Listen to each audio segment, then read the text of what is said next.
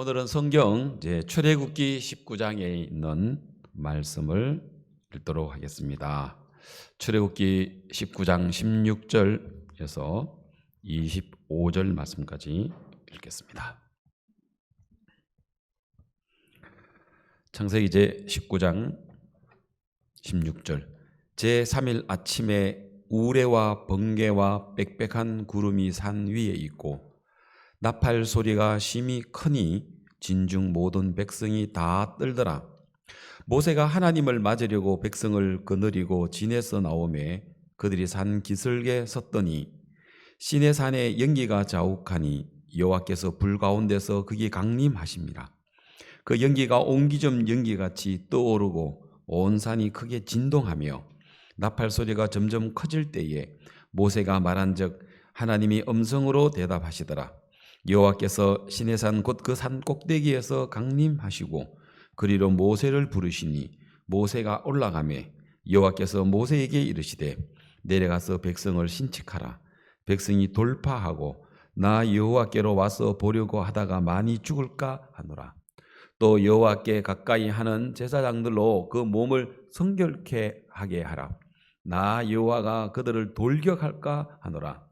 모세가 여호와께 고하되 주께서 우리에게 명하여 이르시기를 산 사면에 지경을 세워 산을 거룩하게 하라 하시사온즉 백성이 시내산에 오르지 못하리이다.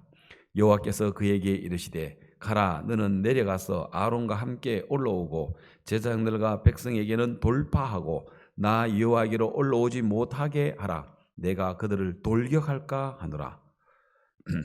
모세가 백성에게 내려가서 그들에게 고하니라. 최근에 새벽기도 시간에 창세기 강해 그리고 이어서 출애굽기 강해를 저희들이 지금 하고 있는데요. 저도 이제 그 창세기 강해를 여러 번 이제 말씀을 해봤지만 최근에 이제 이 말씀을 하면서 하나님이 굉장히 이렇게 전에 생각하지 못했던 말씀을 하나님 많이 이렇게 보여 주시더라고요. 그래서 우리가 이 성경의 야곱의 생애에 대한 이야기를 들으면서 이 야곱이 너무 놀라운 거예요. 진짜 이 야곱이 147년 동안 살았는데 하나님은 야곱을 얼마나 크게 보는 줄 몰라요. 우리는 창세기 50장에서 야곱의 장례식을 보면서요 깜짝 놀랐습니다. 뭐 야곱이 뭐 총리도 아니고 왕도 아니고 장관도 아닌데 그냥 요셉의 아버지인데 바로 왕이 요셉에게 그 아버지의 장례식을 왕의 장례식처럼 하도록 하더라고요. 그럼 제가 성경 읽으면서 이거는 바로 왕이 이렇게 한 게 아니고 하나님이 이렇게 한 거구나. 요셉이 자기 아버지라서 이렇게 하는 게 아니고 왜? 창세기 50장은 요셉이 기록한 게 아니잖아요. 모세가 기록했잖아요. 그 일이 있고 난 후에 수백 년 후에 400년 후에 그 모세가 하나님이 불러주셔서 시내산에서 기록한 게 창세기란 말이에요. 모세는 그때 태어나지도 않았어요. 그 일 후에 약 400년 후의 일이지 않습니까? 모세가 기록했지 않습니까? 그러면은 이 야곱을 하나님 크게 여기시는구나. 그런데 야곱은 147년 동안 살면서 성경 창세기 25장에서 50장까지 눈 닦고 읽어봐도요 야곱이 믿음으로 산 적은 거의 없더라고요. 하나님이 일방적으로 야곱에게 은혜를 입혀주신 것은 있어도 야곱이 뭘 믿음으로 아브라함처럼 100살 때에 이삭을 낳은 거라든지 100살 때 이삭을 낳았던 이삭을 모리아산에서 번제로 드렸다든지 뭐 노아가 120년 동안 방주를 만들었다든지 이런 것들은 거의 없거든요. 그래서 이거는 왜 하나님이 이러한 부분들을 기록을 했을까 하는 마음이 들거든요. 그건 정말 도저히 이해가 안 가는 부분이었거든요. 그때 민수기 23장 21절 말씀에서 나는 야곱의 허물을 보지 아니하고 이스라엘의 패역을 보지 아니하지. 여호와는 그 하나님이 야곱과 함께 계시니 왕을 부르는 소리가 그 중에 있다. 하나님은 야곱을 왕을 부르는 것처럼 부르시는구나. 그 다음 또 23절에 여호와께서는 야곱에 해야 할 사술이 없고 이스라엘을 해야 할 복술이 없도다. 다시 말해서 야곱이 잘못될 어떤 것도 없다는 거예요. 그리고 이때의 야곱과 이스라엘에 대하여 논할진대 하나님의 행하신 일이 어찌 그리 크뇨 하리로다. 맞아요. 너무 컸어요. 그런데 정작 야곱은 이렇게 자기를 크게 보는 하나님을 볼 만한 눈이 없었어요. 창세기 27장에 형이 받아야 될 아버지의 복을 어머니로부터 이제 형의 복을 빼앗아 가지고 그 다음에 형이 야곱을 죽이려고 하니까 야곱이 외삼촌 라반의 집에서 20년 사는 동안에 14년 안에 얻는데 14년 그리고 재산 모으는데 6년 그것도 자기 방법으로는 재산 모을 수가 없었어요. 하나님이 주셨어요. 하나님이 12아들을 주시고 하나님이 재물을 주시고 그래서 이제 라반의 아들들이 야곱을 죽이려고 하니까 또 이제 하나님이 야곱아 그만 이제 너 외삼촌 집에 라반의 집에서 있지 말고 내가 네게 나타났던 그 베델의 하나님 너 그곳에서 단을 쌓아라. 베델로 내려가라. 내 해나는 거는 또 중간에 안 내려가고 요 중간에 세겜에서 거기서 집 짓고 땅 사가지고 거기서 하나님 승기만 됐지 이러면서 10년 세월을 보내요. 그래서 이제 막 그 세상을 즐기고 자기가 원한 대로 살려고 하니까 하나님이 그 딸 디나를 세겜 추장에 의해서 강간을 당하고 그 일 때문에 시몬과 레위가 막 광란의 살인극을 벌이고 그래서 야곱이 생각할 때는 아이고 이제 가나안 족속들이 우리를 다 죽이겠다. 그래서 어쩔 수 없이 베델로 내려왔는데 그 후에 7년 후에 야곱의 그 가장 사랑하는 아들 요셉이 그 아들들의 괴락에 의해서 요셉이 애굽의 노예 시장에 팔렸지만 야곱은 죽은 줄로 알았단 말입니다. 그때부터 내 아들 요셉아 아유 요셉아 그러면서 그런 성경에 더 이상 기록이 없더라고요. 절망과 육신의 생각 속에 빠져 있어가지고 아무 일도 못하다가 그 후에 23년 후에 그 아들 요셉이 총리가 되어 있고 살아있다는 이야기를 듣고는 내가 이제 그 요셉만 봐도 내 죽어도 여한이 없겠다 그러면서 애굽에 내려가서 요셉을 만납니다. 그리고 요셉이 바로 왕에게 소개를 합니다. 왕이시여 우리 아버지입니다. 그대의 나이가 몇 살인고? 예, 내가 나이가 130살입니다. 안 와도 될 말을 하더라고요. 험악하게 세월을 보낸 나이다. 누가 험악하게 보내래? 이렇게 하나님이 크게 보시고 이렇게 하나님 도와주시는데 왜 험악한 세월을 보내냐? 하나님 믿는 믿음으로 안 살고 세상에서 자기가 원하는 삶을 살다가 보니까 우리 그런 사람들 많죠. 그리고 줌으로 보는 형제자매들도 많죠. 4층에 지금 예배 드리는 분도 있고 2층에 예배 드리는 분도 그런 사람 야곱같이 많죠. 하나님은 야곱을 크게 보시더라고요. 그런데 야곱은 이 사실을 몰라가지고 147년 동안 아무 일도 안 하고 그냥 지내더라고요. 야곱이 죽는데 세상에 여러분 70일 동안 곡하는 게 어디 있습니까? 40일 동안 염하는데 40일, 곡하는데 70일, 애굽의 모든 신하와 애굽의 모든 장로와 애굽의 모든 사람들을 그 장례식 치는데 보내더라고요. 그 거리가 얼마나 먼데 애굽에서 가나안으로. 야, 하나님이 야곱을 이렇게 보는 게 아니라 나를 이렇게 크게 보는구나. 왜? 내가 어느 날 예수님의 십자가에 흘린 그 피로 구원받고 난 다음에 내가 죄 사함을 받고 나니까 하나님이 나에게 너 죄 없다 하실 뿐만 아니라 너 거룩하다, 너 온전하다, 너 영원히 깨끗해. 뭐라고요? 내가 죄가 없다고요? 죄투성인 난데 죄가 없다고요? 하나님 나 어렵다고요? 내가 하나님 말씀을 다 지켰다고요? 하나님 나는 지금도 못 지키고 이제도 못 지키고 앞으로도 못 지키는데요. 그런데 나를 못 지킨 나를 십자가에 못 박아버리고 부활하신 예수님이 내 안에 들어와서 껍데기는 나지만 내 안에는 예수님이 진정한 나가 되어서 나를 그렇게 보신다고요? 우린 이걸 볼 만한 눈이 없어서 야곱처럼 130년을 험악한 세월을 보내듯이 오늘 구원받은 우리 형제 자매님들이 얼마나 험악한 세월을 보내고 있는 줄 모른다는 거예요. 왜 그렇습니까? 왜 야곱이 이렇게 삽니까?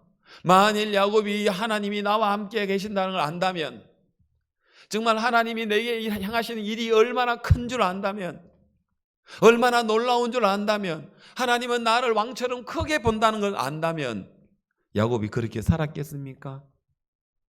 놀라운 일들을 했을 것입니다. 여러분, 우리 또한 그렇습니다. 그래서 야고보서의 낮은 형제는 자기가 작다고 여기고 자기가 못났다고 여기고 자기가 부족하다고 여기는 그 형제는 자기의 높음을 자랑하라 했어요. 여러분 높은 사람이에요. 그러나 반대로 높은 형제는 자기가 잘났다고 생각하는 사람은 자기의 낮음을 자랑하고 자기가 비우고 난 진짜 아무것도 아니야 그러면서 자기의 낮음을 자랑하라고 야고보서 1장에서 말씀하고 있죠. 자, 이런 말씀들은 창세기를 거쳐서 너무 은혜스러웠습니다. 하나님 우리에게 정말 소망을 주셨습니다. 그리고 출애굽기에 넘어가서 이스라엘 백성들이 이제 바로 왕이 그들을 절대로 내보내지 않으려고 합니다. 그래서 그들을 이스라엘 백성들이 애굽 사람을 바로 왕을 바로 신하들을 430년 동안 그들이 섬기도록 했습니다. 섬기겠죠. 그래서 성경을 보니까 애굽 사람들이 다 망해가지고 장자가 죽는 그 일이 있었어요. 다시 말해서 이제 하나님이 10가지 재앙을 내릴 때까지 바로왕이 못 보낸다. 절대 안 돼. 너희들 하나님 섬기러 간다고? 안 돼. 처음에는 그러다가 남자들만 가. 사람들만 가. 짐승들은 못 보내. 그러다 나중에는 짐승까지 다 가져가라 해놓고는 그 다음 또 뭘 하는 줄 아세요? 그때도 안 보낼 건데 애굽에는 모든 장자들이 남자들이 다 죽어버렸어요. 그런데 이스라엘은 하나도 안 죽었어요. 왜? 대신 양이 죽었어요. 하나님이 장자를 죽이는 그 재앙을 내리는 날 애굽에 있는 모든 남자는 다 죽었고 이스라엘은 모든 남자는 다 살았어요. 대신 누가 죽었냐? 어린 양이 죽었어요. 그 어린 양은 예수 그리스도를 가리키죠. 그걸 가지고 유월절 어린 양, 바로 예수 그리스도로 말미암아 오늘 우리가 죽지 않고 산다는 그 의미를 성경이 이야기하고 있어요. 그래서 바로왕이 이제 더 이상 안 되었으니까 더 가라. 사람도 가고 짐승도 가고 다 가라. 그리고 광야에서 너 하나님 섬겨라. 우리가 이제는 뭐 못 살겠다. 우리 이제 막 장자들 다 죽었다. 그래놓고 또 마음 바꿔요. 그래놓고는 뭐라고 합니까? 우리를 어찌하여 우리를 섬김에서 그들을 놓아 보내었던고 또 다시 잡으러 가요. 이게 무슨 이야기냐? 사단은 끝까지 우리를 구원 못 받도록 죄사함 못 받도록 할 뿐만 아니라 여러분이 죄사함 받으면 이제 우리는 세상에서 그리스도의 세계로 교회로 옮겨가는 사람들이거든요. 그런데도 불구하고 계속해서 지금 현재 마귀는 우리를 붙들고 있어요. 안 놓아주려고 해요. 여러분 구원 받았다 하더라도요 사단은 끝까지 포기 안 해요. 구원 못 받는 사람은, 죄사함 못 받는 사람은, 거듭나지 못한 사람은 끝까지 거듭나지 못하도록 하고, 거듭난 사람들은 끝까지 영적으로 믿음으로 살지 못하도록 육신적으로 살도록 이제 구원만 받았으면 됐으니까 이제 천국 가니까 이제 그냥 세상 즐기면서 그렇게 살아. 그러면서 믿음으로 살지 못하도록 마귀가 강하게 붙들어 있는 모습을 출애굽기 13장을 통해서 애굽 왕이 우리를 섬김해서 어찌하여 그들을 놓아 보내었던고, 여봐라 특별병거 600성 그리고 기병 마병 다 보내가지고 이스라엘 백성들을 잡아와. 그것도 잡으러 가잖아요. 그건 하나님이 홍해 물을 갈라가지고 이스라엘 백성을 다 건너게 하고, 그 다음에 그 애굽 군인들은 어디로 집어넣습니까? 홍해로 집어넣어가지고 물을 합쳐가지고 다 죽이잖아요. 그래서 이스라엘 백성들이 그걸 보게 하더라고요. 우리가 430년 동안 즉 강한 애굽의 군인들에게 우리가 지금까지 지배를 받고 지금까지 저들을 섬겼는데, 저들을 무서워했는데, 저들은 우리의 밥이구나, 이제는 저거는 죽었구나. 그래서 이스라엘 사람들이 애굽 사람의 시체를 보았더라. 여러분, 바로 오늘 우리의 이 영적으로도 실체를 봐야 합니다. 여러분, 오늘 그 육신은, 그 애굽은 세상을 가리키고 있고 바로 오늘 마귀를 가리키고 있다면, 오늘 우리 이 육신의 생각은 뭐라 해요? 사망이요 됐죠. 육신은 사망이에요. 여러분, 이 육체는 바로 사탄이 우리 안에 들어와서 지배하는 강력한 도구예요. 그래서 마귀가 우리를 지배하면 우리는 불의의 병기가 되고요, 죄 사함 받아서 주님이 우리를 이끌어가면 우리는 의의 병기가 됩니다. 불의의 병기는 죄를 섬기게 되고 사단을 섬기게 되고, 의의 병기가 되면 우리는 하나님을 섬기게 되는 것입니다. 출애굽기 한 장이 너무 놀라운 거예요. 그래서 하나님은 이스라엘 백성들을 이끌어내시고, 이제는 물이 없어가지고 마라에 썸 물이 막 수르 광야에서 3일 동안 고생하다가 물이 없는데, 그래서 마라에 와서 물은 발견을 했는데 어마어마한 물이 저장되어 있는 못은 발견을 했는데 그 물이 너무 써서 마실 수가 없었어요. 그 안에 독이 들어있고 너무 썼습니다. 그건 하나님이 한 나무를 지시하니까 모세가 그 나무를 뿌리채 뽑아가지고 그 못에다가 집어 던져버리니까 그 한 나무가 그 물속에 들어가니까 물속에 있는 모든 독성을 다 빨아당기고 그 물속에 있는 모든 쓴 성분을 다 빨아가지고 그 물을 달게 하셨어요. 그래, 마라의 선물을 달게 하시더라. 그러면 바로 이 마라처럼 오늘 우리의 인생에 이 세상은 독이 있고 이 인생은 정말 슬픔과 고통과 괴로움이 있는 이 세상이지만, 한 나무가 던져질 때 물이 달아지는 것처럼 바로 갈보리산 위에 있는 그 십자가 나무에 달린 그 예수님은 이 세상의 모든 독을 다 빨아마시고 이 세상의 죄악들을 다 빨아마시고 이 세상에 있는 쓴 성분을, 슬픔을, 고통을 다 빨아다녔단 말입니다.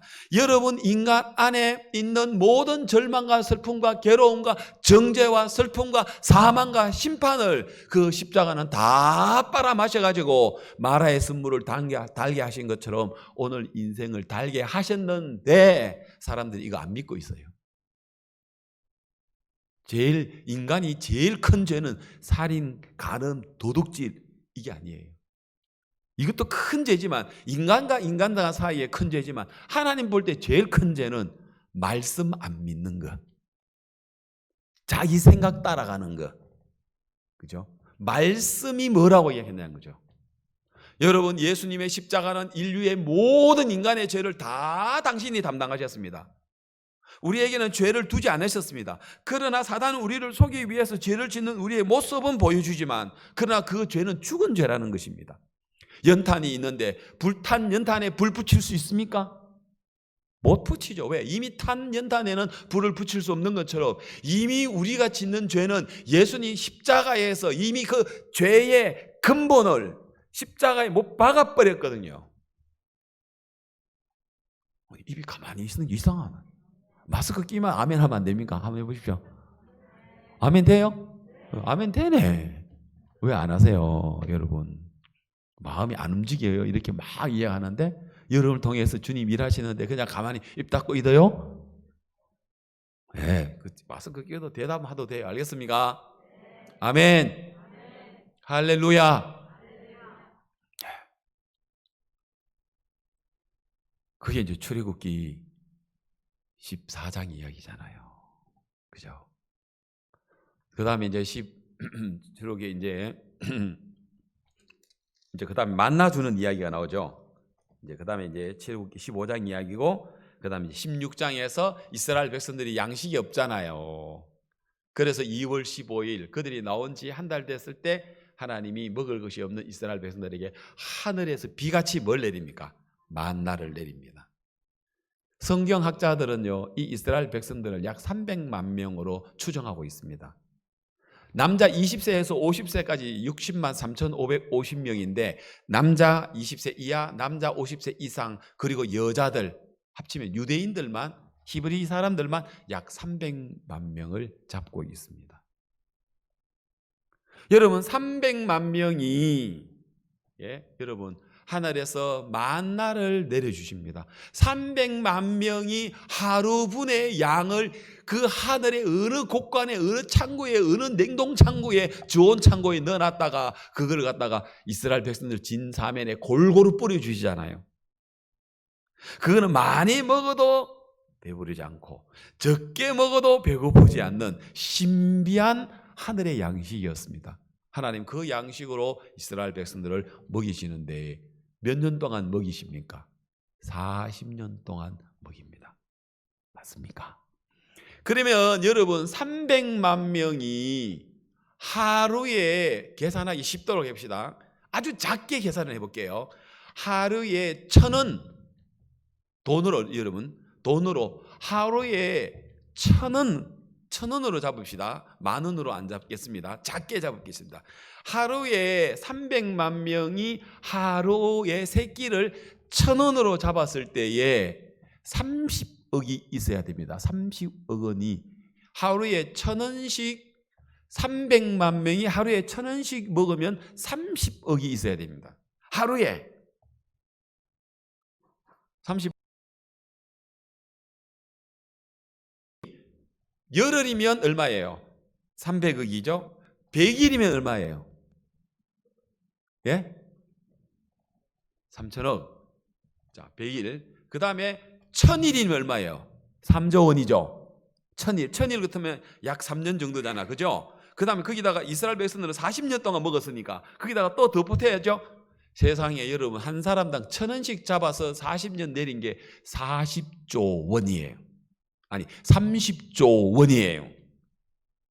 그러면 하루에 1,000원씩 새끼 먹을 수 있나요? 못 먹죠. 하루에 300원 가지고 뭘 먹어요? 그래 아주 낮게 계산을 해도 하늘에서 만나 내린 돈으로 환산을 하면 40조 원의 음식이 40년 동안 내려왔으니 도대체 그 하늘에 하나님 어느 곳간에 어느 좋은 창고에 그것 하나님 넣어놨습니까? 이거 실화 아닙니까? 소설입니까? 영화입니까? 아니잖아요. 실화 맞죠? 이런 하나님을 우리는 아버지라고 섬깁니다. 여러분 하나님 아저씨 합니까? 하나님 아버지 합니까? 아버지 하죠. 하나님 선생님 하는 분 있어요? 없죠. 그런데 왜 여러분은 꼭 아저씨 부르듯이, 선생님 부르듯이, 사장님 부르듯이 그렇게 여러분이 삽니까? 영접하는 자 곧 그 이름을 믿는 자들에게는 하나님의 자녀가 되는 권세를 주셨으니 여러분 하나님의 자녀의 권세가 얼마나 큰 줄 아세요? 하나님의 자녀라는 건 아버지가 가지고 있는 그 모든 걸 누리는 거예요. 우리는 얼마나 놀라운 사람들입니까, 여러분? 대단한 사람들입니까, 여러분? 우리는 진짜 놀라운 사람들이에요. 오늘 우리는요, 여러분. 그 다음에 이제 그게 16장이고, 이제 17장에는 이제 뭐가 이제 나타나느냐? 반석에서 이제 물을 주시는 이야기가 나오고, 아말렉, 우리를 대적하는 아말렉을 진멸하는 이야기가 나와요. 그래서 하나님이 그 전쟁은 또 너무 재밌어요. 여호수아가 전쟁하러 칼을 가지고 군사들을 데리고 가요. 그런데 여호수아가 아말렉하고 아무리 전쟁을 잘해도 거기에서는요 성패가 결정 안 돼요. 어디에 성패가 되느냐? 모세 어디에? 팔. 성경에 뭐라 됐어요? 모세가 팔을 올리면 이스라엘이 이기고 모세가 팔이 내리면 아말렉이 이기더니. 그래서 모세가 팔을 산 위에서 보니까 올리니까 이스라엘이 이기는데 팔이 아파가지고 점점 내려오니까 이스라엘이 밀리는 거예요.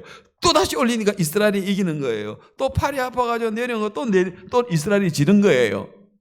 그래서 그걸 보고 아론과 훌이 모세를 바위 위에다가 앉혀놓고는 양쪽에 팔을 막 딱 잡아가지고 아론과 훌이 양쪽에 팔을 딱 잡으니까 모세가 팔이 아파도 내려오지 않는 거예요. 누가 잡아주니까? 아론과 훌이.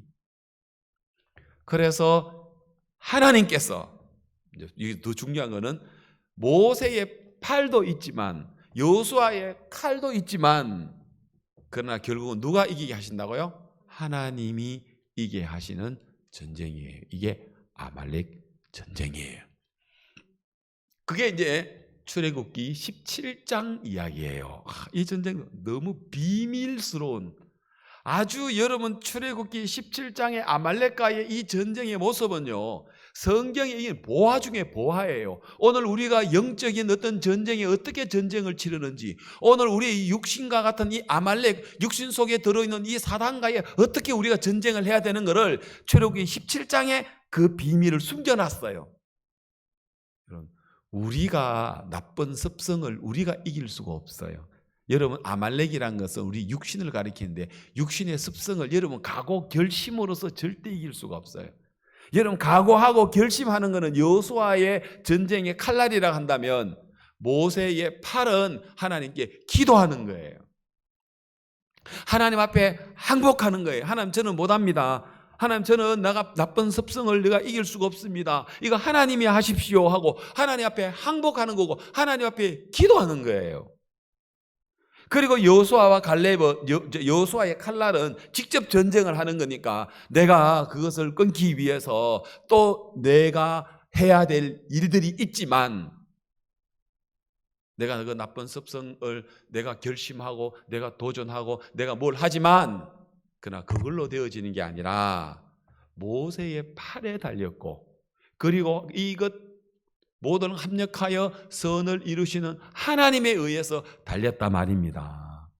그래서 하나님이 여호수아 귀에다가 이야기하죠. 이 아말렉 전쟁은 내가 이기게 해.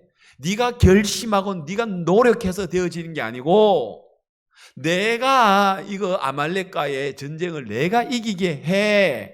그렇다고 여호수아 너 칼날 다 칼 없애, 너 칼날 그 찌를 필요도 없이 가만히 있어, 그러진 않더라고요. 이해갑니까? 그러면 여호수아 전쟁을 여호수아 다 빼버리고 모세 하면 하나님이 하늘에 불이 내려가지고 죽일 수도 있고, 지진이 나가지고 다 땅속에다가 딱 아말렉 갖다가 그래 죽일 수도 있는 거고, 우박이 내려와가지고 막 돌덩이 같은 우박이 내려와가지고 하나님이 아말렉을 죽일 수도 있는데, 또 그렇게는 안 하고 여호수아의 칼날을 통해서 하는 것 보니까, 그래서 저는 생각해 봤습니다. 여호수아의 칼날이 뭘까? 우리가 하고 있는 또 하나의 어떤 사고를 가지고 어떤 일들에 도전하고 어떤 일들을 우리가 부딪히는 일들이더라고요. 그게 필요 없어, 그냥 가만히 있으면 돼, 또 그건 아니더라고요. 그 일 속에 하나님 그걸 통해서 일을 하시지만 승리는 모세의 팔에 있고 모세가 지팡이를 높이 드는 데 있고, 그리고 하나님이 이걸 이기도록 해 주시는데 있다는 것을 여호수아는 그걸 알면 돼요. 아시겠습니까? 그래서 어떤 사람은 이걸 잘못 알고 그냥 방종하는 경우가 있어요. 그리스도인이라는 게 술 막 마시면서 뭐 이거 하나님이 나 끊게 해야지, 뭐 내가 끊을 수 있나, 그러면서 뭐 나는 술을 마시는 거야, 나 담배 피우는 거야, 나는 뭐 그냥 도박을 하는 거야, 나 마약하는 거야. 말이 안 되는 거죠. 그럼 내가 어떻게 하면 이 술을 멀리해야 될지, 어떻게 하면 내가 담배를 멀리해야 할지 사고하고 방법을 생각하고 내가 어떤 환경을 만들어내고, 이런 것들이 모세의 여호수아의 칼날입니다. 그러나 그걸로 이기는 건 아니라는 걸 기억해야 돼요. 그러나 그게 필요 없다라고 이야기해서는 안 돼요. 이게 잘 조화가 돼요. 여호수아의 칼날과 모세의 지팡이와 그리고 하나님의 능력과, 이게 잘 조화되는 이 비밀이에요. 이거 이미 이야기한 거라서 여기까지만 하고 넘어가겠습니다. 그 다음에 출애굽기 18장에 하나님이 모세가 재판하는데 하루 종일 재판을 하는 거예요. 그런데 모세의 장인 이드로가 모세를 불러가지고 사위잖아요. 여보게 왜 자네가 일을 그렇게 힘들게 하는가? 아이 장인어른 무슨 말씀입니까?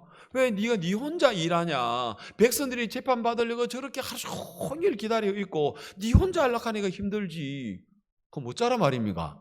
1000부장을 세워 100부장을 세우고 50부장 세우고 10부장 세워가지고 일을 들어보고 일 크게 나누어서 어떤 거는 10부장, 어떤 거는 50부장, 어떤 거는 100부장, 어떤 거는 1000부장, 어떤 거는 네가 하는 거야. 왜 네 혼자 다 하려고 해? 이거 같이 해야 해 하면서 그 이도로 장인의 지혜를 출애굽기 18장에 기록해서 또 오늘 우리가 교회 안에서 일들을 할 때 우리 혼자 하는 게 아니고 또 같이 할 수 있는 그 지혜, 함께 할 수 있는 그 지혜를 또 성경에다가 넣어놨더라고.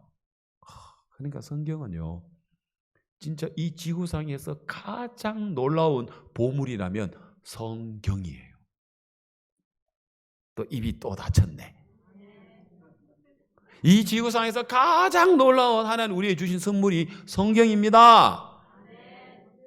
자, 여러분 아멘 하면 잘 안 보여요. 내가 아멘 이라라 했죠. 아멘. 영상으로 보신 분 아멘. 또 영상 화면 또 바꿔줘봐요. 또 다른 분들 아멘. 또 화면 또 바꿔줘요. 아멘. 예, 좋습니다. 예, 좋습니다. 아마 여러분 영상으로 보시는 분은 또 여기 오시고 싶지만 우리가 법적으로 여기 이제 49명밖에 못 있어요. 그리고 이제 청별로 이제 19명씩 이제 그렇게 있는데, 그래서 이제 오전에는 우리가 1, 2지역, 또 저녁에는 또 이제 못 오신 분들은 또 저녁에 3, 4지역 이제 오게 하고 이랬는데 좋습니다. 어쨌든 자, 출애굽기 지금 현재 정리해 갑니다. 그죠? 그리고 이제 오늘 19장의 이야기를 제가 여러분들에게 드려야 합니다. 오늘 출애굽기 19장입니다. 그런데 여러분 출애굽기 19장 오늘 읽었는데 출애굽기 20장에는 뭐가 나온 줄 아세요? 오늘 성경은 안 읽었는데 여러분 성경 펴 있죠? 예, 19장은 오늘 제가 본문 읽었는데 20장에 뭐가 나오는 거 그걸 잠깐 맛을 좀 보여줘야 돼. 자, 20장에 뭐라 되냐면은 하나님이 이 모든 말씀으로 일러 가라사대 나는 너를 애굽 땅 종되었던 집에서 인도하여 낸 여호와 하나님 여호와로라. 자, 너는 나 외에 다른 신을 내게 잊지 말지니라. 많이 들었죠? 예, 그 다음에 4절에는 또 뭐라 합니까? 나 외에 다른 우상을 세우지 말라. 그 이야기 나오죠. 그 다음에 세 번째는 뭡니까? 내 이름을 망령되이 일컫지 말라. 그래 나오죠.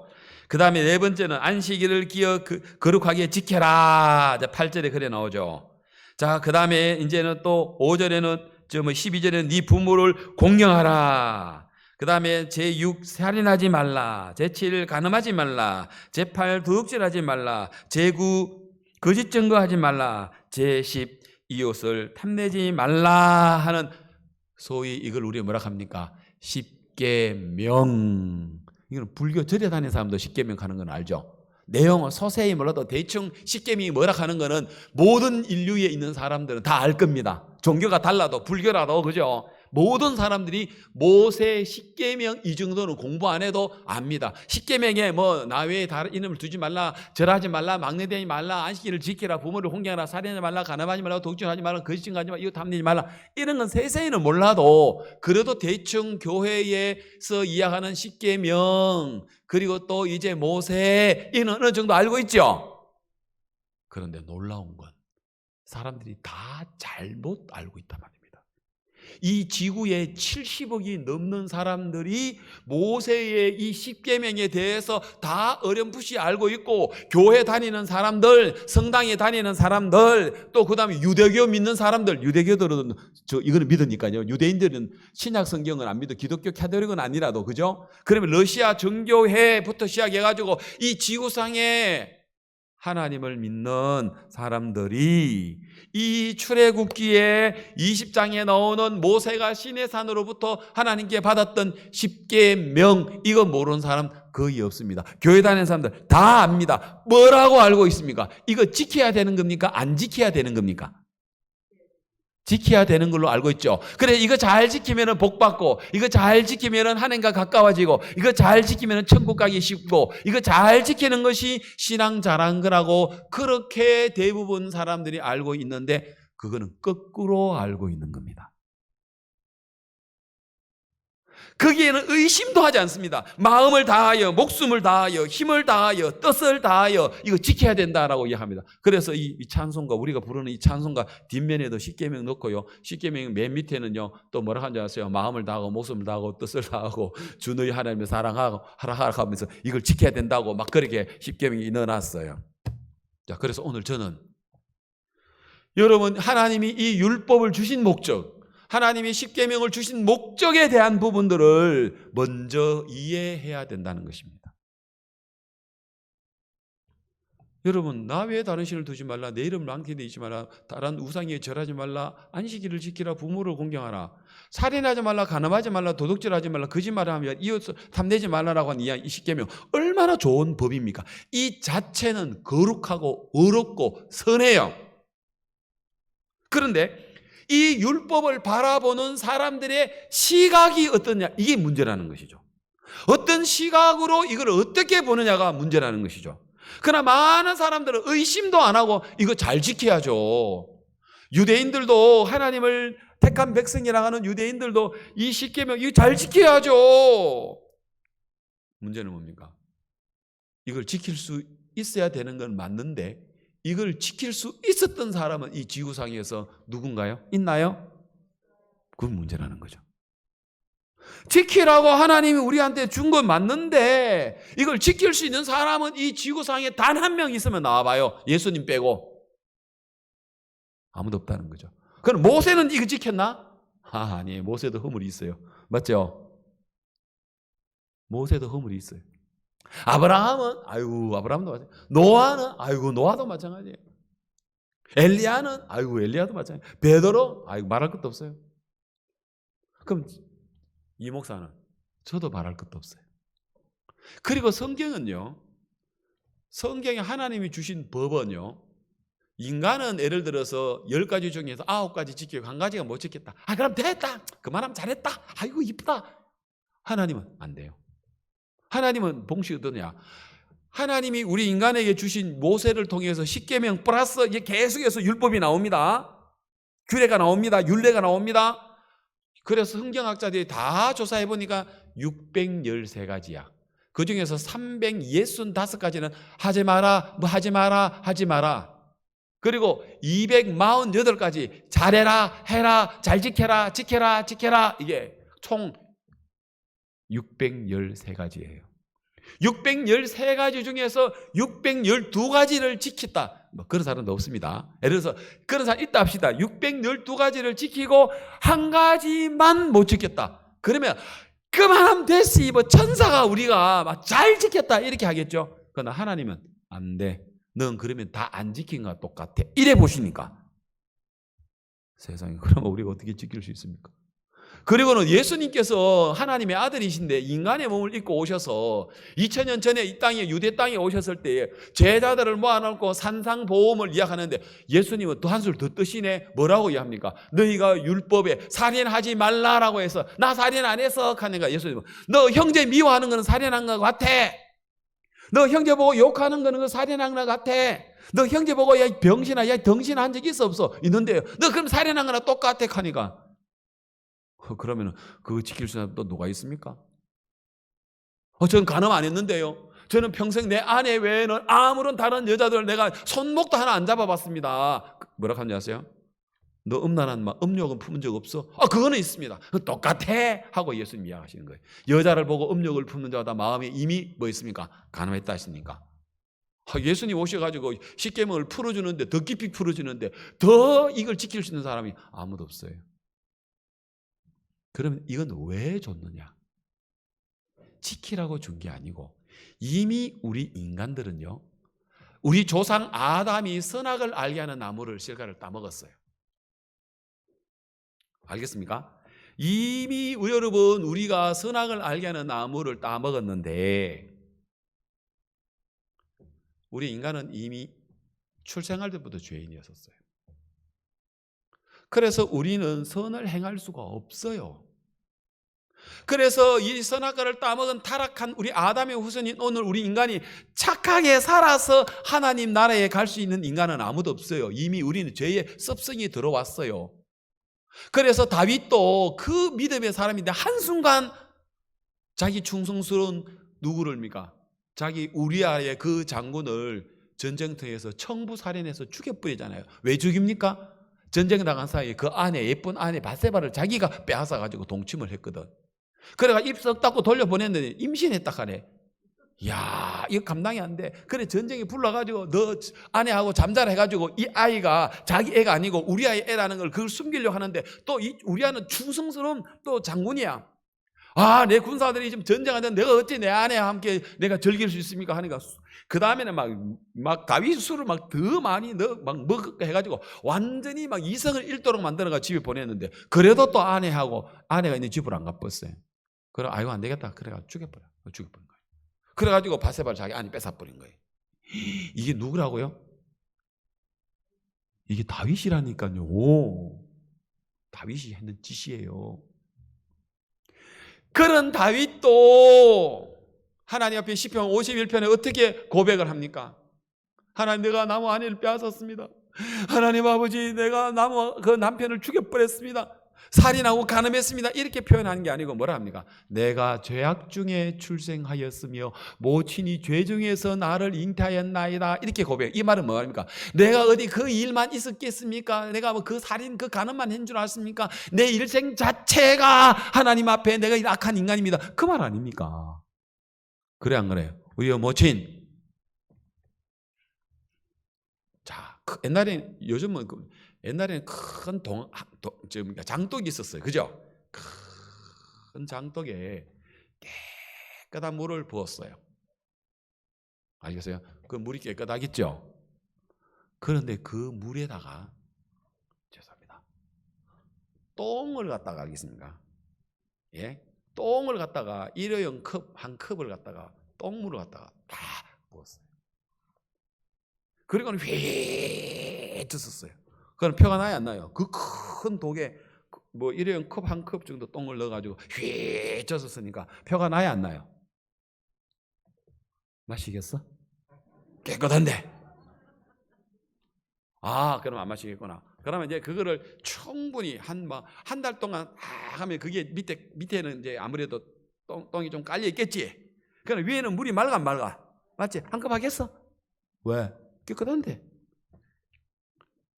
그게 오늘 우리 인간이란 말입니다. 깨끗한 척해도, 알겠습니까?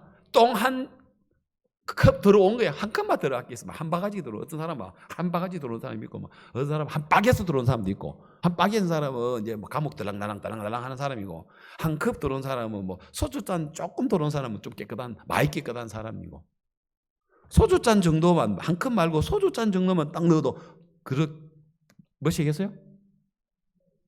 그러다 안 마시겠죠. 바로 오늘 우리를 표현하자면 그래요. 알겠어요? 그런데 내가 물 이거 깨끗해 해가지고 그 물을 한 바가지 떠서 정수기에다가 넣어가지고 그 정수기를 통해서 여가를 통해서 통과해서 깨끗한 물 이렇게 해도 마시겠어요? 못 마시겠지. 왜? 이미 오염되기 때문에. 우리 인간이 그렇단 말입니다. 그럼 그런 인간에게 하나님이 이렇게 거룩한 십계명을 줬을 때 이거 지키라고 준 건 줄 아세요? 도리어 뭐 하라고? 이거 지켜보면 네가 못 지킬 만큼 출생부터 털려버린 인생이라는 것을 가르쳐줘서, 그래서 이 십계명을 통해서 자기가 얼마나 하나님 앞에 잘못된 인간인 걸 발견을 한다면 그 다음에는 우리는 누구에게 갑니까? 예수님의 십자가로 가겠죠. 주님, 날 불쌍히 여겨주십시오. 내 선한 것으로서는 안 됩니다. 내가 정말 하나님의 법을 잘 지킨 이걸로서는 절대 안 됩니다. 100% 예수님의 십자가의 은혜가 아니면 나는 구원을 받을 수가 없습니다. 나는 하나님 은혜 입을 수가 없습니다 하는 그 예수님 앞에 가도록 하기 위하여 우리의 모습을 보여주는, 안 되는 인간의 모습을 보여주려고 우리에게 주신 것이 뭐냐면은, 이게 바로 뭐냐면은 율법이라 이 말입니다. 알겠습니까? 자, 자막 이제 정신 차리고 내가 지금까지 이제 부탁한 건 나와야 됩니다. 자, 갈라디아서 3장 19절부터 넣어 주시기 바랍니다. 자, 빨리 나왔습니다. 감사합니다. 자, 같이 읽어봅시다. 시작! 율법은 무엇이냐? 율법이란 건 십계명입니다. 십계명을 율법의 대표가 십계명입니다. 오늘 우리가 먼저 출애굽 20장에 읽었던 하나님이 모세에게 내려줬던 이 율법 십계명입니다. 그러면은 십계명은 무엇이냐? 율법은 무엇이냐? 자, 다시 읽읍시다. 시작. 그런즉 율법은 무엇이냐? 범법함을 인하여 더한 것이라. 범법함을 인하여 더한다는 것은 범법이란 것은 법을 범한다는 거죠. 법을 범하도록 하기 위하여 더해 주신 거다 이 말입니다. 더한 것이라 이 말입니다. 하나님이 율법을 준 거는 그걸 잘 지켜서 천국 가고 잘 지켜서 착한 사람 되고 잘 지켜서 복 받고 잘 지켜서 하나님 가까이 나아가라고 줬다고 했어요. 그걸 준 거는 우리 더 죄짓도록 만들었다 했어요. 더 죄를 나타나도록 만들어 버렸죠.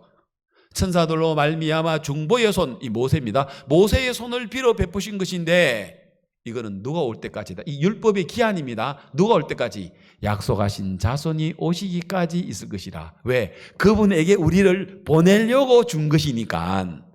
맞아요? 그분은 우리에게 보내려고 주신 것이니까.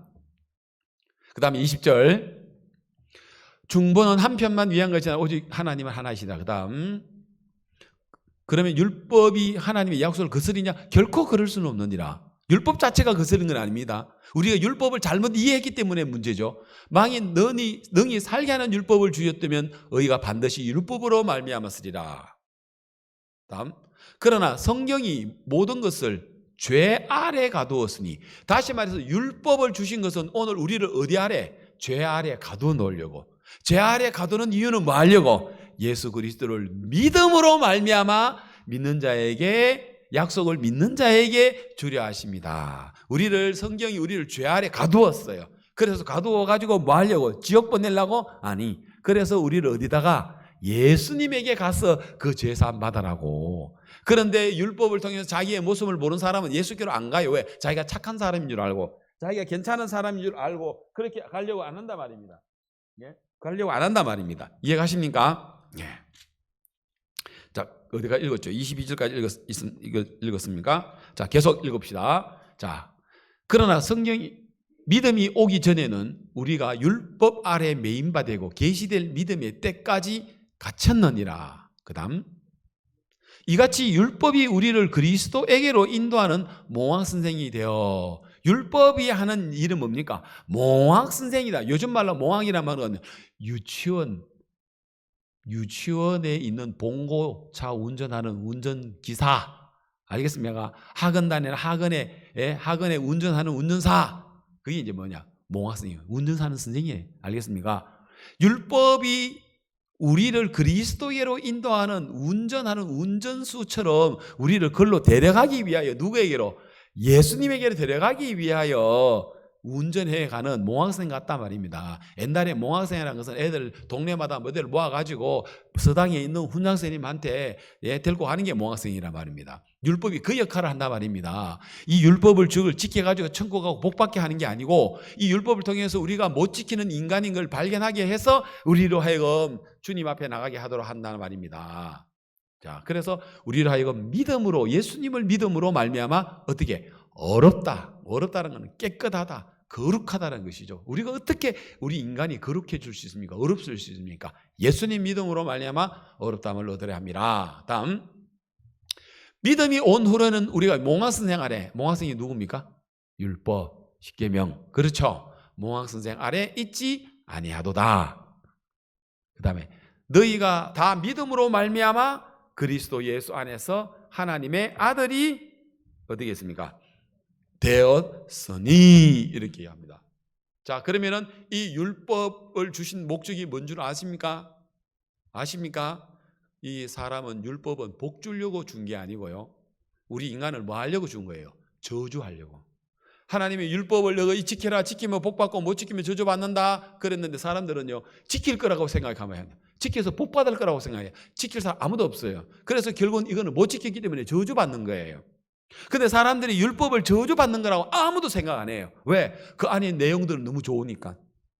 그러나 내용은 좋지만 그걸 지킬 수 있는 우리가 아니기 때문에 저주를 받는 거죠. 자, 그래서 오늘 저는 출애굽기 19장에서 율법이 내려올 때의 그 분위기, 율법이 십계명을 내려다 주기 위해서 하나님이 지금 이스라엘 백성들에게 또 모세에게 하나님이 지금 십계명을 내려다 주기 위해서 지금 분위기가 어떤가 하는 것을 지금 말씀해 주고 있습니다. 오늘 읽었던 이제 본문입니다. 자, 성경 19장. 자, 오늘 16절부터 읽었죠. 자, 제 3일 아침에 뭐가 나와요? 우레.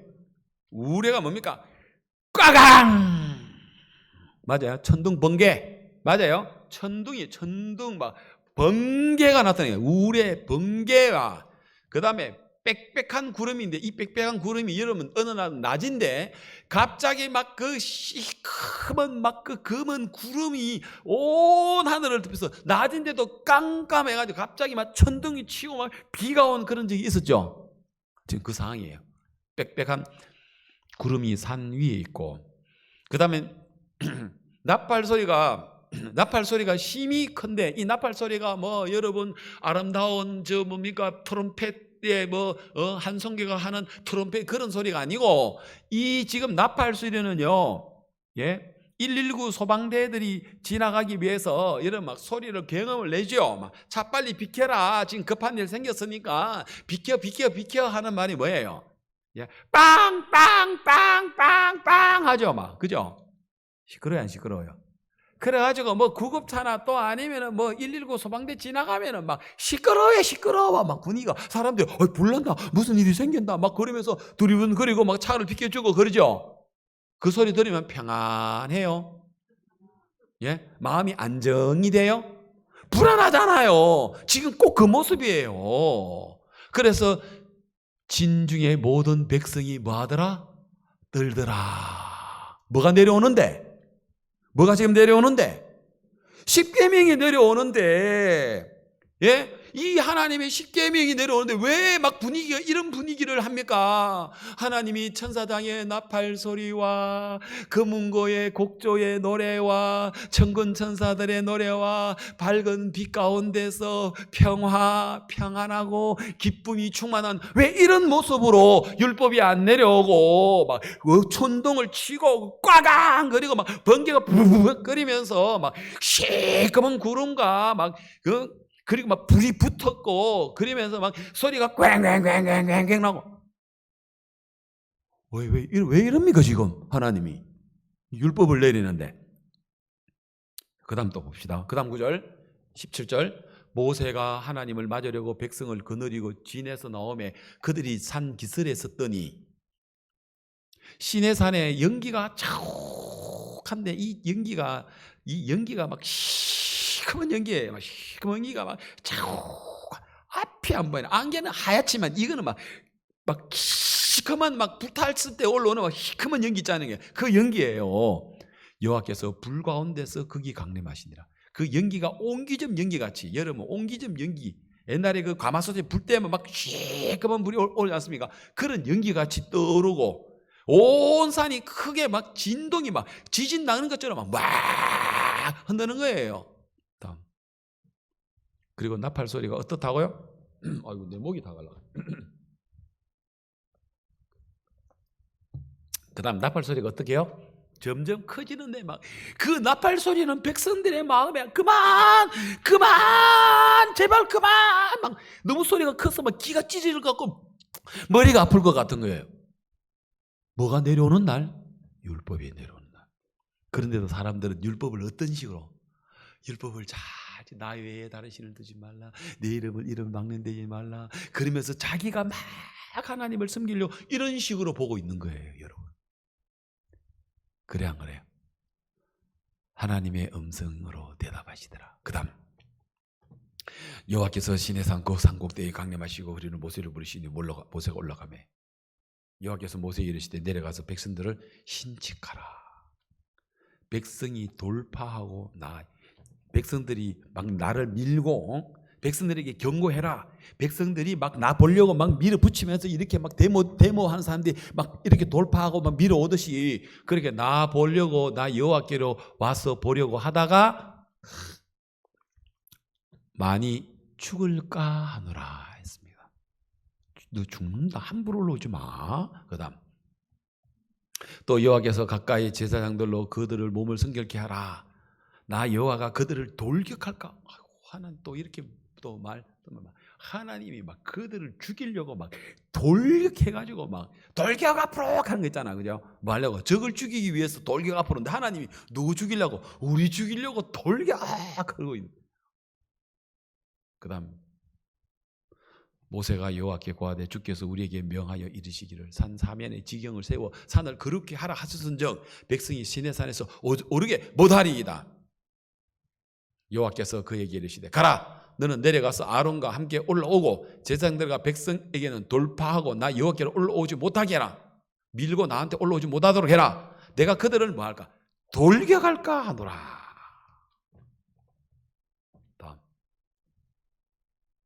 모세가 백성에게 내려가매 그들에게 고하니라. 분위기가 어때요? 무섭죠? 자, 그래서 히브리서 12장 8절, 자, 자막에 하겠습니다. 8절. 너희의 이른 곳은, 지금 히브리서 기자가 출애굽기 12장을 지금 다시 이야기하고 있는 겁니다. 너희의 이른 곳은 만질 만한 불 붙는 산과, 여러분 불이 불났는데 막 만질 만큼이나 가까운 불 붙는 거 한번 산에 불 붙는 거 봤어요? 그 다음에 흑운과 흑암과, 그리고 아까는 이야기 안 했습니다만 뭐까지? 폭풍까지, 막 폭풍이 부딪히고 막 불구덩이가 있고 막 컴컴한 구름과 컴컴한, 지금 막 밤에 꼭 지역불이 그렇지 않습니까? 지역불 그림 이래 그리겠죠. 그 다음 나팔 소리와, 나팔과 경음 소리가 막 꽉 나는 거예요.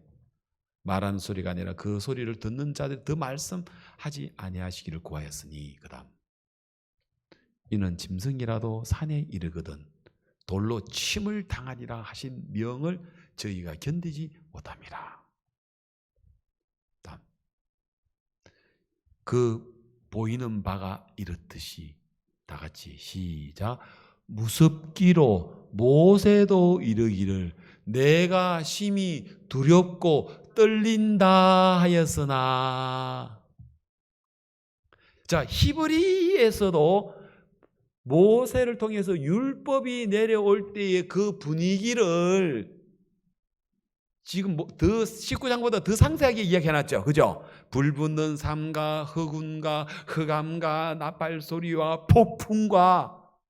그래서 나중에 뭐렇게 해요? 모세도 그 보이는 바가 이렇듯이 무섭기로 모세도 이르기를 아이고 나도 지금 겁이 나 죽겠다, 심히 두렵고 떨린다. 뭐가 내려올 때? 율법이 내려올 때. 그 율법 못 지키면 그렇게 되는 거예요. 그런데 사람들이 세상에 그걸 찬송가 뒷면에다가 십계명을 적어가지고 마음을 다하고 목숨을 다하고 힘을 다하여 이거 사랑해, 이거 지켜보자 이러고 있는 거예요. 지금 뭔지도 모르고, 이게 지금 뭔지도 모르고. 그래서 율법을 지키려고 하면요 진짜 두려워 무서워요. 자, 이게 뭐가 내려오는 날이라고? 십계명이 내려오는 날이에요. 예? 불 붙는 산과 흑암과 흑운과 천둥과 우레와 폭풍과 나팔 소리와 지진과 진동과, 아이고 무서워라. 맞아요. 이렇게 이야기하고 있어요. 자, 그러면 보십시오. 이거는 율법이란 건 우리 인간이 지켜야지만 되는 거예요. 그런데 율법 말고 이제 2000년 전에 이 땅에 말씀이 되어서 우리 예수님이 이 땅에 내려오는 모습은 어떤 모습인가 보십시다. 자, 누가복음 2장 8절입니다. 누가복음 2장 8절에는 이제는 율법이 아니라 하나님의 아들 예수님이 이 땅에 오시는 모습입니다. 하나님의 아들 예수님이 올 때 막 천둥이 치고 막 벼락이 치고 막 나팔 소리가 막 굉음 소리가 나고 폭풍이 나고 막 그렇습니까? 아닙니다. 예수님이 내려올 때는요 그 말구육간에 캄캄하고 어둡고 더럽고 냄새나고 그런 밤이었지만 예수님이 탄생하게 되었을 때 봅시다. 그 지경에 목자들이 밖에서 밤에 자기 양떼를 지키더니, 예, 양떼를 지키다음 주의 사자가 곁에 서고 주의 영광이 저희를 두루 비침에, 영광, 이 광이라는 건 빛광자잖아요. 주님의 영광의 빛이 그들을 두루 비쳤어요. 그 밤중에 캄캄한 그 마구간에 냄새나고 더럽고 추한 그 춥고 냄새나는 그곳에 하나님의 영광이 쫙 비쳤어요. 그러니까 사람들이 막 두려워했죠. 그 다음 천사가 이르되 무서워 말라. 보라, 내가 온 백성에게 미칠 큰 기쁨의 좋은 소식을 너희에게 전하노라. 자, 무슨 소리라고요? 예? 다시 10절 너무 빨리 넘어가세요. 자, 뭐라고요? 온 백성들에게 뭘 할? 기쁨의 좋은 소식을 온 천하의 모든 사람이 기뻐하고 감사하고 즐거워할 수 있는 그 놀라운 영광을 지금 보여주고 있단 말입니다. 이 말구육간에 환하게 나타났어요. 맞아요? 예, 그 다음에 11절 오늘날 다윗의 동네에 너희를 위하여 구주가 나셨으니 곧 그리스도 주시니라. 너희가 가서 강보에 사여 구유에 누인 아기를 보니 이것이 너희에게 표적이다 하더니 홀연히 허다한 천군이 그 천사와 함께 있어 하나님의 찬송하여 가로되 지극히 높은 곳에서는 하나님의 뭐예요? 영광이요 땅에는 기뻐하심을 입은 자들 중에 평화로다. 예수님이 탄생하는 그 말구육간은 어둡고 냄새났지만 하나님의 놀라운 빛이 비치고 천군 천사들이 춤을 추고 하늘에는 영광이요 땅에는 기뻐하시는 사람들의 평화가 있는, 율법이 내려오는 거하고 비교가 돼야 안 돼요? 비교가 되죠. 예, 예수님이 이 땅에 내려왔을 때는 율법하고 정반대했었어요. 자, 그리고 예수님이 요단강에 세례 요한에게 세례 받았을 때 마태복음 3장 16절, 자, 또 그때는 또 어떻게 나옵니까? 예수께서 세례를 받으시고 물에서 올라오시니까 뭐라고요? 하늘이 열리고 하나님의 성령이 비둘기 같이 내려 자기에게 임함을 보시더니, 성령이 비둘기는 평화를 상징하는, 그죠? 비둘기가 내리는데, 물에서 내리는데 그 위에서 빛이 쭉 내리고 그 빛이 성령이 비둘기처럼 그 빛이 쭉 임하고 17절 하늘로 소리가 있어 말씀하시되 이는 내 사랑하는 자요 내 기뻐하는 자라 그러시더라고요. 그 다음에 예수님이 우리 죄를 위하여 십자가에 못 박혀 죽으시고 3일 만에 부활하셔서 이제 40일 동안 이 땅에 사시다가 이제 성천하시고 50일 날 오순절 날 성령이 오늘 우리 인간에게 내려옵니다. 오순절 날 성령이 내려오는 모습은 또 봅시다. 사도행전 2장 1절부터 보겠습니다. 오순절 날이 이미 이름에 저희가 다 같이 한 곳에 모였더니 홀연히 하늘로부터 급하고 강한 바람 같은 소리가 있어 앉은 자들 위에 가득하며, 여기도 이제 급하고 강한 바람이 휘 하고 앉은 사람 위에 가득하여 불의 혀같이 갈라지는 것이 저희에게 보여 각 사람에게 임하더라. 자, 이제는 성령이 내려오는 모습이에요. 성령이 불의 혀같이 임하는데 4절 사람들이 어떻게 합니까? 저희가 다 성령의 충만함을 받고. 자, 여러분 우리가 구원받은 그리스도인으로서 뭘 여러분이 가장 원합니까? 성령이 충만하기를 원하죠. 그러면 성령이 충만하면 불안합니까? 성령이 충만하면은 막 원수 갚을 거 생각합니까? 여러분 성령이 충만하면은 막 섭섭합니다. 막 그럽니까? 섭섭해도 불안해도 막 미움이 있고 막 그래서도 우리가 제산 받고 성령이 임하면 우리 마음이 어때요? 눈 녹듯이 그런 것들은 다 녹이고 우리 마음에 감사와 평안과 평화와 기쁨과 우리 마음에 그리스도로 인하여 참 하나님 영광이 충만한 게 성령이 충만한 거 아닙니까? 예, 성령이 내려오는 날은 그들이 충만하더란 말입니다. 그 다음 26절, 예, 이러므로 내 마음이 기뻐하고, 예, 성령이 내려오는 날 그 사람들이 마음이 어떠했다고요? 기뻐하였고. 마음이 어떠했다고요? 다 같이 마음이 어땠다고요? 예, 기뻐하였고 내 입술도 뭐하더라? 즐거워함이나 내 육체도 어디에? 희망에 거하리니. 뭐가 내려오니까? 성령이 내려오니까 내 마음이 기쁘고 내 입술도 즐겁고 하나님을 찬양하고 내 육체도 희망 가운데 소망 가운데 거하리니. 그 다음 20. 예. 이는 내 영혼을 음부에 버리지 아니하시며 주의 거룩한 자로 속임을 당치 않게 하실 것임이야. 예. 주께서 생명의 길로 내게 보이셨으니, 생명의 길로 보이셨으니 주의 앞에서 나로 기쁨이 충만하게 하시리다. 기쁨이 뭐하다고요? 충만하다. 성령이 내려오니까 어떻더라고요? 기쁨이 충만하고 입술은 즐겁고 내 육체는 희망에 거하고 생명의 길을 우리에게 보여주시는 이런 일. 자, 이제 정리합시다. 율법이 내려올 때는 너무 무섭고 너무 막 이제 싫고 막 너무 산만하고 너무 막 분위기가 막 어수선하고 너무 막 괴롭고 그렇죠. 율법이 내려오는 날, 십계명이 내려오는 날. 그러나 예수님이 내려오신 날, 성령이 내려오신 날은 너무 평화스럽고 영광스럽고 기쁨이 있고 즐겁고 소망이 생기고 생명의 길이 보여주고 그렇죠. 예, 자 마무리를 합시다. 여러분의 마음에 율법을 세우면, 법을 세우면 여러분 주변이 막 시끄러지고 산만해집니다. 뭐 어수선합니다. 여러분이 율법을 잘 지키려고 하면, 내가 십계명을 잘 지켜서 복 받으려고 하면, 내가 뭔가 내 육체가 하나님을 잘 섬기려고 생각하면 여러분 좋은 것처럼 보이는데 멋이 잘 안 돼요. 신앙이 안 돼요. 여러분 우리가 율법을 지키고 십계명을 잘 지키고 복을 받고 하나님 가까이 나가려고 그렇게 신앙하려고 하면 신앙이 안 돼요. 그러나 예수 그리스도의 은혜로 말미암아 내가 구원을 받았다. 예수님 십자가에 흘린 그 피로 내가 죄 사함 받고 내가 죄 없다함을 얻고 내가 어렵고 거룩하게 되었다. 100% 예수님이 은혜로 말미암아 됐지. 내 1%도 내 어떤 잘한 것으로서 선한 것으로 열심히 하나님 섬긴 것으로서 그 1%도 보태지 않고 100% 예수님으로 말미암아 내 마음이 세워지면 내 마음은 기쁨이 충만하고 내 입술은 즐겁고 내 육체는 희망에 가고 생명의 길을 인도하며 하나님의 영광이 찬란한 하나님의 영광으로 내 마음이 가득해집니다. 아멘. 여러분 신앙은 두 가지 길이 있습니다.